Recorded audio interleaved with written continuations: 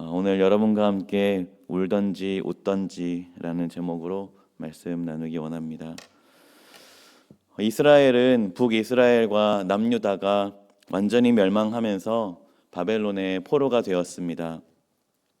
이후 페르시아가 바벨론을 무너뜨렸지만 이스라엘 사람들은 여전히 포로의 삶을 살아야 했습니다. 그러나 하나님께서는 미리 주신 약속이 있었습니다.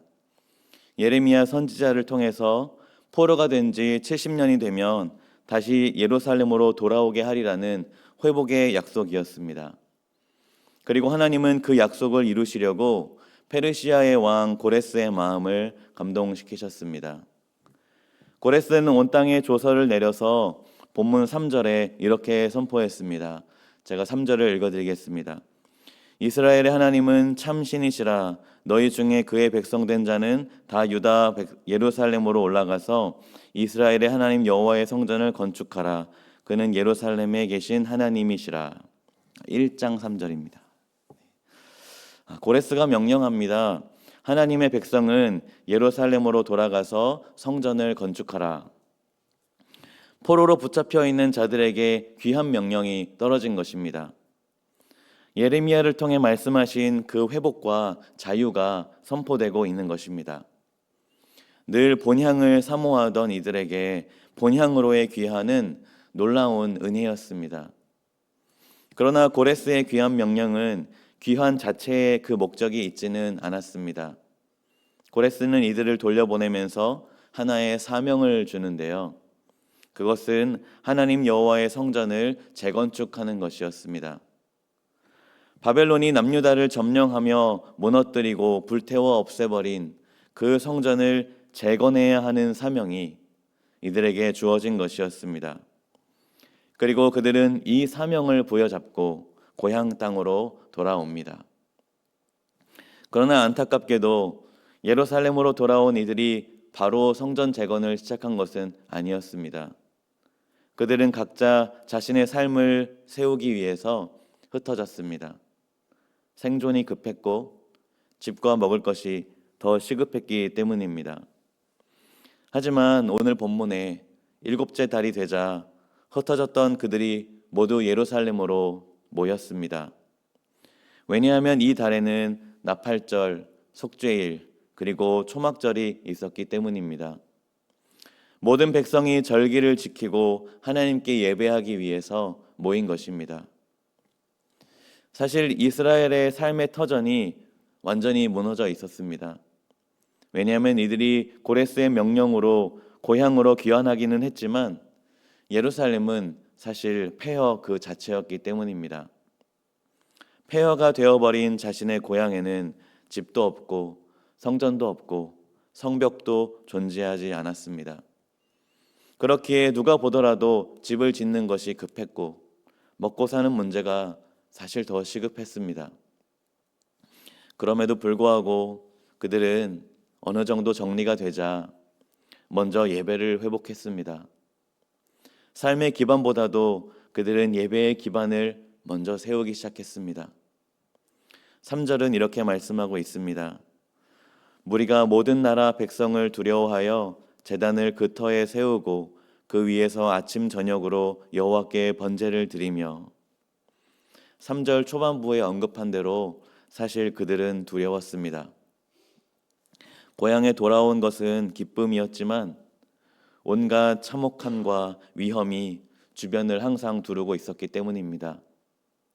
과거 성벽과 성전이 있을 때도 남유다가 결국 멸망했는데 지금은 자신들을 보호해 줄 수 있는 것이 아무것도 없는 상황인 것입니다. 현재 이스라엘은 폐허입니다. 게다가 여전히 주변 민족은 자신들을 위협하고 있습니다. 언제 자신들의 목숨이 달아나도 이상하지 않은 상황이었던 것입니다. 그들에게는 두려움이 가득했습니다. 그러나 중요한 것은 이것입니다. 그들은 두려움 때문에 예배를 멈춘 것이 아니라 두려움이 있었음에도 불구하고 예배를 드렸다는 것입니다. 그들은 주어지는 위협 때문에 예배를 멈춘 것이 아니라 위협이 있었음에도 불구하고 함께 모여 예배를 드렸다는 것입니다. 왜냐하면 그들이 의지할 수 있는 분은 오직 하나님밖에 없음을 알았기 때문입니다. 오직 하나님만이 그들을 보호해 주실 수 있는 유일한 분이셨습니다. 하나님을 의지하는 이들에게 스가랴 선지자는 이렇게 말씀합니다. 여호와의 말씀에 내가 불로 둘러싼 성곽이 되며 그 가운데에서 영광이 되리라.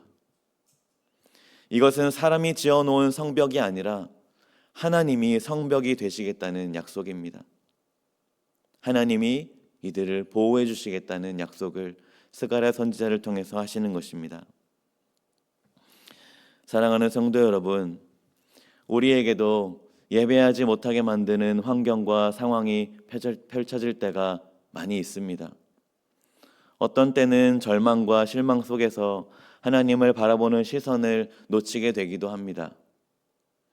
그러나 이스라엘 백성들이 모든 것을 잃어버리고 아무것도 없는 상황 속에서도, 아니 심지어 위협과 두려움이 가득한 환경 속에서도 더욱 하나님 의지하기를 힘썼듯이 우리도 두렵거나 힘들고 눈물 날 때 예배해야 합니다. 이렇게 주어진 모든 상황 속에서 예배할 수 있게 되기를 축복합니다. 그래서 모든 상황 속에서 우리 주님께서 함께 계심을 경험하는 우리 모두가 되기를 축복합니다. 이스라엘 백성들은 7째 달에 함께 모였는데요. 그 달에는 나팔절, 속죄일, 그리고 초막절이 있기 때문이라고 말씀드렸었습니다. 오늘 본문은 그 중에서도 초막절을 지킨 것을 강조하고 있습니다. 함께 4절을 읽어보도록 하겠습니다. 4절입니다. 기록된 규례대로 초막절을 지켜 번제를 매일 정수대로 날마다 드리고. 초막절은 과거 이스라엘 백성들이 출애굽한 이후에 광야 40년 동안 하나님이 이스라엘을 보호하신 것을 기억하는 절기입니다.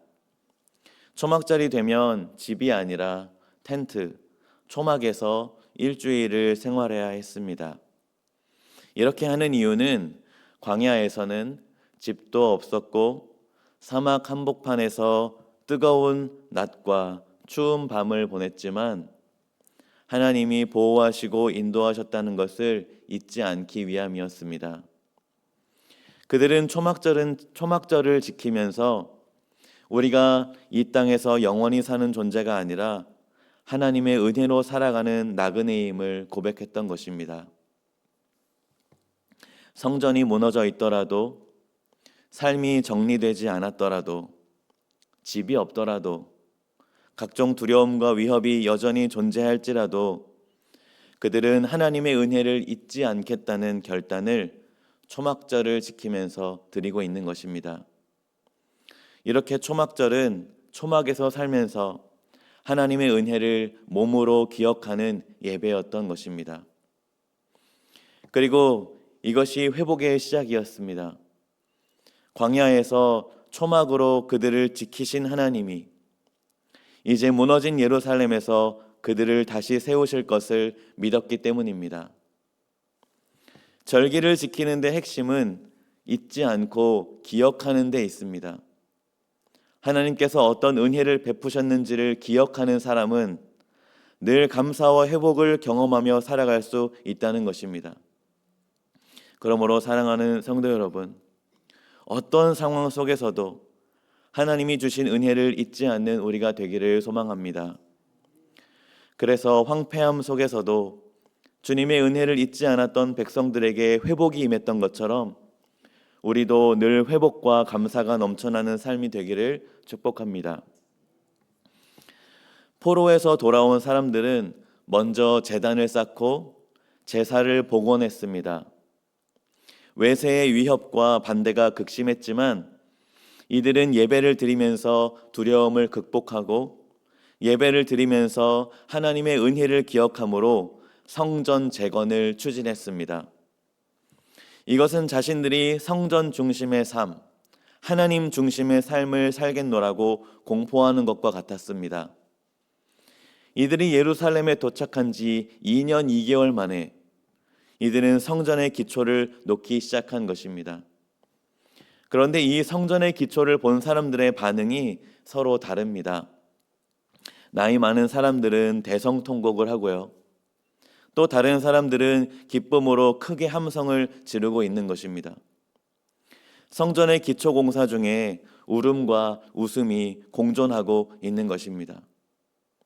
우리 함께 12절과 13절 말씀을 함께 읽어보도록 하겠습니다. 12절과 13절입니다.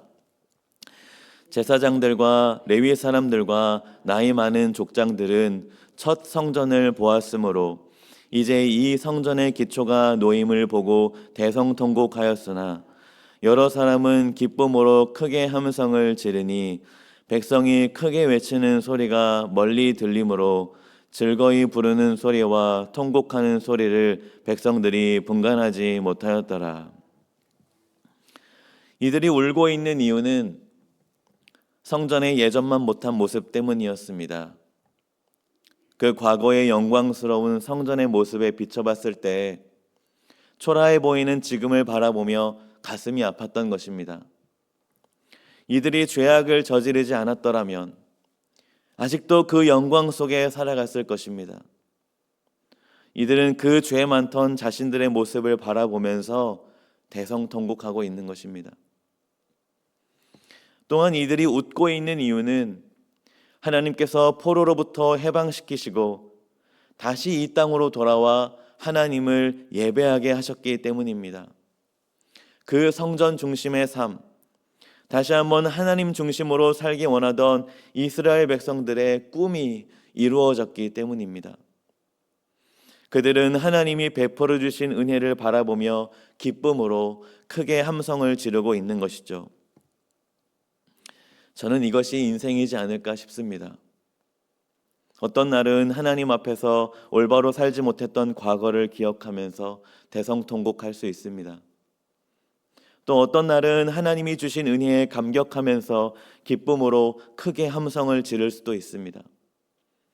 그런데 중요한 것은 대성통곡과 큰 함성의 기쁨은 하나님 중심으로 살아가기를 소망할 때 나타나는 신앙의 반응인 것 같습니다. 혹시 우리 가운데 눈물이 멈춰지지는 않았습니까? 혹시 우리 가운데 기쁨이 멈춰지지는 않았습니까? 눈물과 기쁨은 우리 가운데 회복되어져야 할 하나님을 향한 반응인 것 같습니다. 하나님 앞에서 우리의 죄악을 생각한다면 어찌 울지 않을 수 있을까요? 또 하나님이 우리에게 베푸신 은혜를 생각한다면 어찌 기뻐하지 않을 수 있을까요? 그러니 혹시 하나님을 향한 예배가 몸이 건조해졌다면 다시 한번 신앙을 점검하시기 바랍니다. 하나님 앞에서 우리는 아무런 감정도 아무런 반응도 하지 않을 수 없습니다. 주님을 향한 온전한 예배, 그 하나님을 중심으로 하는 신앙이 더욱 회복되어져서 울음이든 기쁨이든 주님 앞에서 온전한 반응으로 나아가게 되시기를 축복합니다. 제가 기도하겠습니다.